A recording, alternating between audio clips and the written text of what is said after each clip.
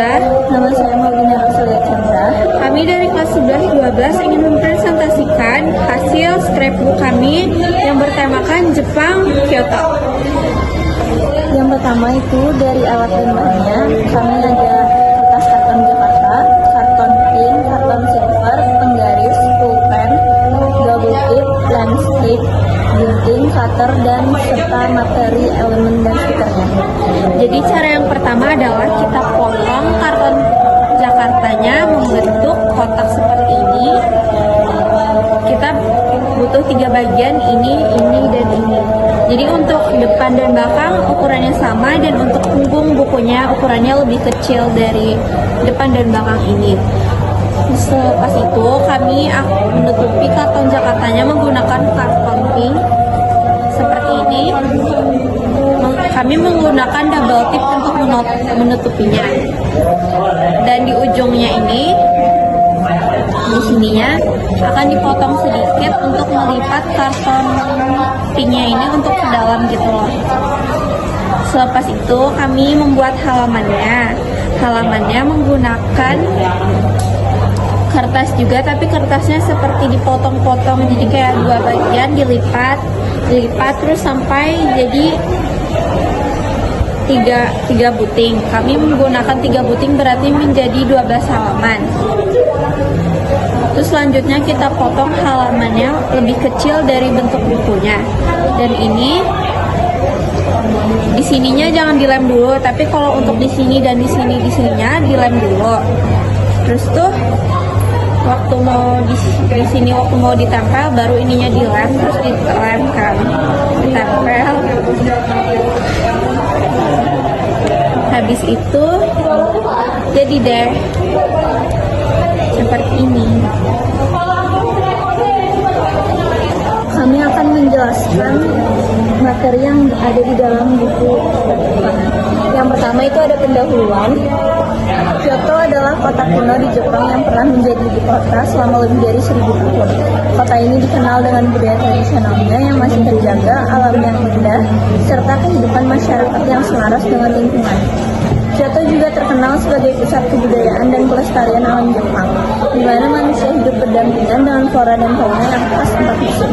Kyoto adalah cermin keharmonisan antara alam, budaya, dan manusia. Lalu selanjutnya ada ciri-ciri dan fauna Kyoto. Ciri-ciri flora, tumbuh iklim yang sedang atau tempei. Yang kedua, banyak tanaman musiman, mekar pergantian sesuai musim. Yang ketiga, perpohonan berwarna-warni saat gugur.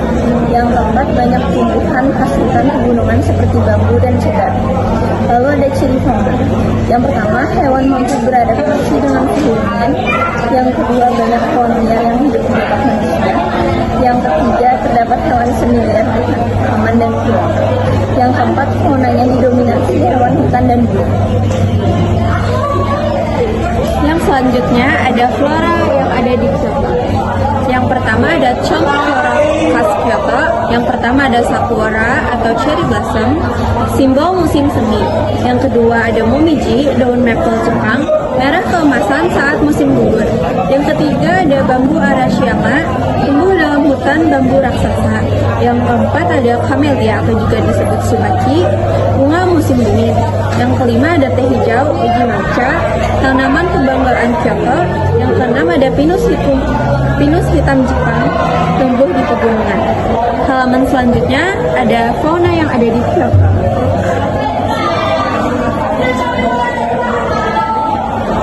Yang pertama ada rusa shika, banyak ditemukan di tanaman dan kuil. 2, monyet Jepang, Japanese monkey, hidup di gunung Arashi. Yang ketiga ada ikan koi, hidup di dalam kolam kuil dan taman tradisional. Yang keempat ada burung bangau Jepang atau disebut suru, simbol keberuntungan. Yang kelima ada kijang Jepang. Yang keenam ada raju udang Jepang, hidup di sungai yang jernih. Selanjutnya ada iklim Kyoto.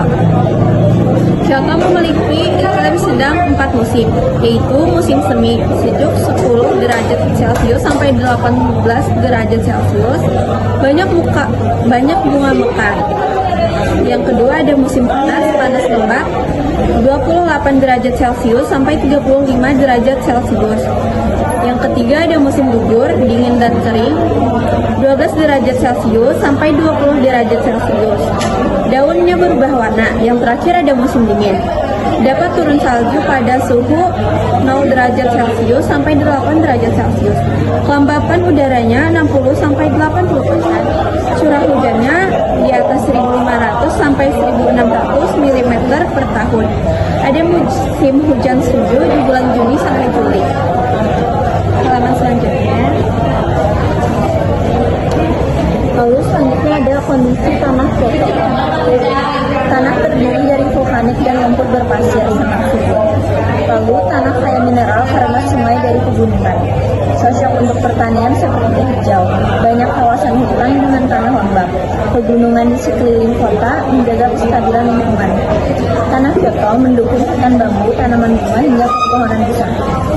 Lalu selanjutnya ada hubungan lingkungan dan keanekaragaman hayati.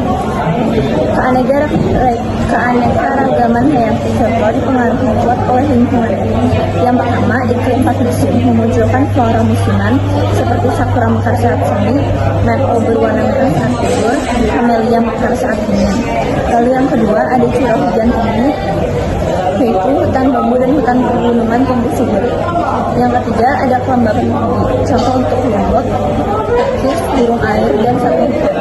Yang keempat, ada tanah subur, baik untuk teh, pepohonan besar, dan tanaman hias. Lalu selanjutnya ada contoh ekosistem tradisional Kyoto. Yang pertama itu ada hutan bambu Arashiyama sebagai tempat hidup burung dan serangga. Lalu yang kedua ada pegunungan Kyoto sebagai habitat monyet dan kijang. Yang ketiga ada pil-pil plastik dengan kolam koi dan taman lingkungan. Lalu yang keempat ada sungai Kamo sebagai rumah bagi raja ujang dan ikan air tawar. Kyoto memiliki ekosistem yang menyatu dengan budaya manusia. Selanjutnya ada pelestarian langkah pelestarian biodiversitas Kyoto. Yang pertama yang dilakukan oleh pemerintah adalah membuat kawasan konservasi hutan dan pegunungan. Yang kedua melindungi rusa monyet dan hewan liar lainnya. Yang ketiga menjaga kebersihan sungai dan danau. Yang keempat melarang penambangan pohon sembarangan. Yang kelima ada reboisasi di area pegunungan. Yang keenam ada pengelolaan wisata agar tidak merusak alam. Yang ketujuh ada pendidikan lingkungan pada masyarakat. Upaya yang bisa kita tiru adalah tidak membuang sampah sembarangan, menghargai hewan liar, dan menanam kembali tanaman tradisional. Yang terakhir ada penutup. Kyoto adalah kota yang memiliki hubungan erat antara alam, budaya, dan masyarakat. Keanekaragaman hayatinya terjaga karena iklim, curah hujan, tanah yang subur, serta upaya konservasi yang kuat. Belajar dari Kyoto berarti belajar untuk hidup harmonis dengan alam. Sekian, terima kasih kami ucapkan. Wassalamualaikum warahmatullahi wabarakatuh.